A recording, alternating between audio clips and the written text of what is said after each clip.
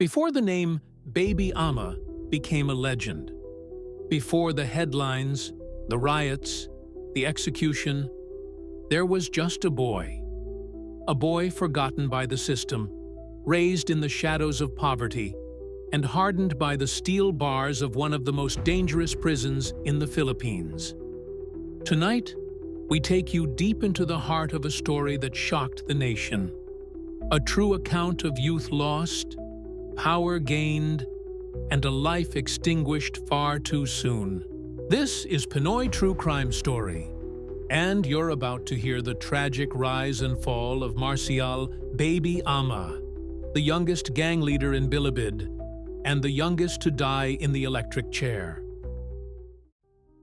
Marcial Baby Ama was born in 1944, in the thick of post-war Manila, when the Philippines was struggling to recover from the devastation of World War II. He was born into poverty, the kind that makes people invisible. His family, like many others, lived hand-to-mouth, scraping by on what little they could earn from street vending, junk collecting, or odd jobs. It was in this unforgiving world that Marcial learned early that survival didn't come with kindness. It came with grit. From a young age, he was drawn to the streets. With a thin frame, large eyes, and a quiet demeanor, he didn't look like the type to command fear. But that was the nickname he earned on the streets. Baby. Not because of innocence, but because of how young he looked when he started running with the older boys. By the time he was 9, he had already been arrested for petty theft. His second home quickly became the detention cells of local police stations. With each arrest came a new scar, not just physical, but emotional. And each time he was released, he returned to the same life, only tougher, colder, and more cautious. At age 16, Marcial was arrested for a more serious crime, attempted robbery. But this time, the system didn't treat him like a wayward child.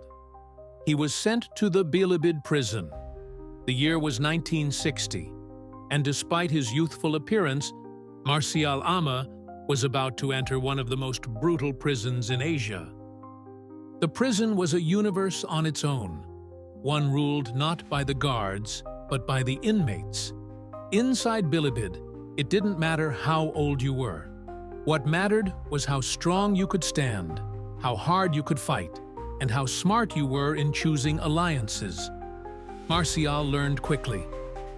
He aligned himself with gang members and eventually joined one of the most feared prison gangs, the Sige gang. It was a brotherhood forged by shared violence and loyalty. At first, he was just a lookout, then a messenger.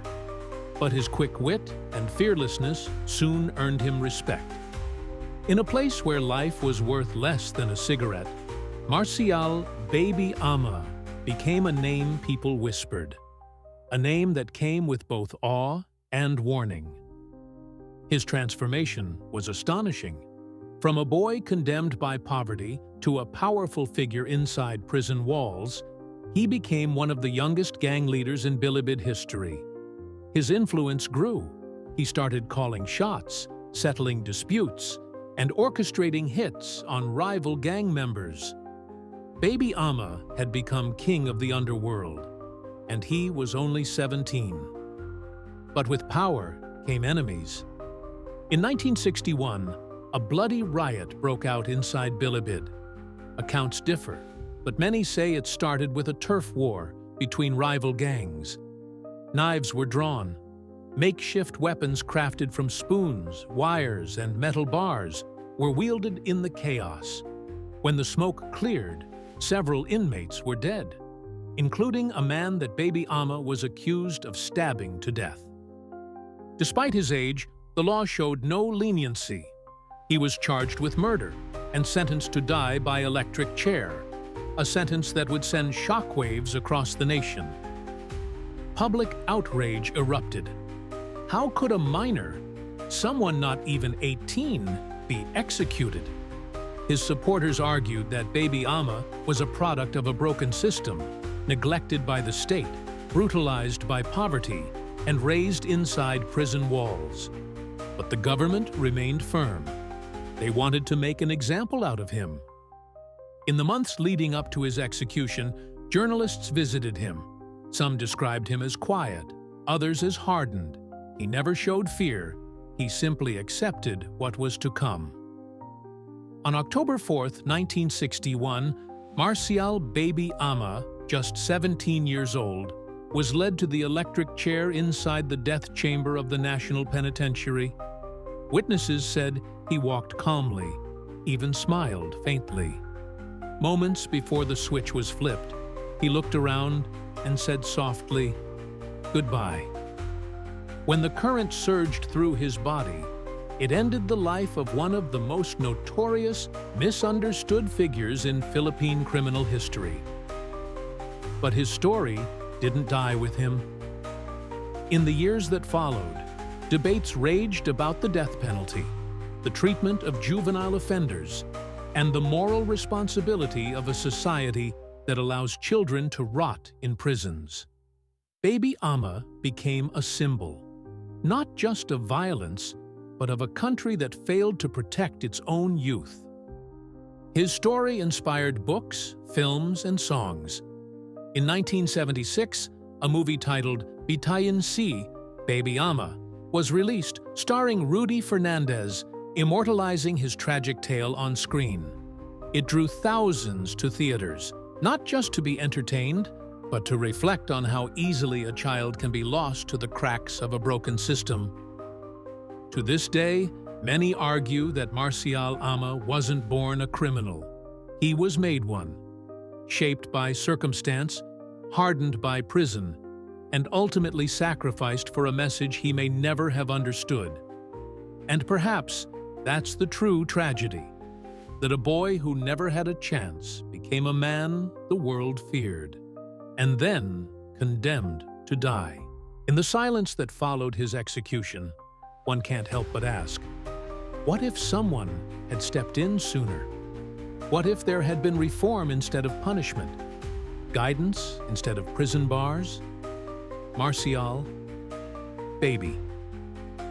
Ama's story is not just a cautionary tale of gang life and murder. It's a mirror, reflecting a society that still struggles to choose between justice and vengeance.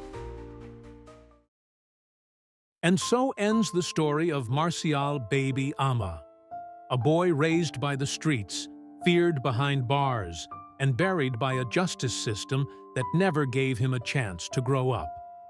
Was he a victim or a villain?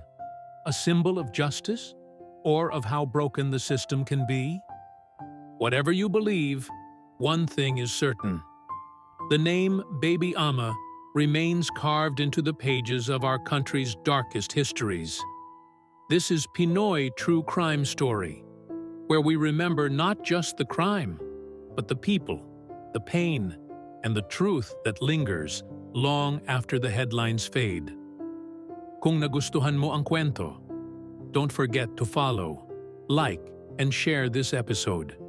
Marami pa tayong kwentong ilalahad. Hanggang sa muli, mag-ingat ka.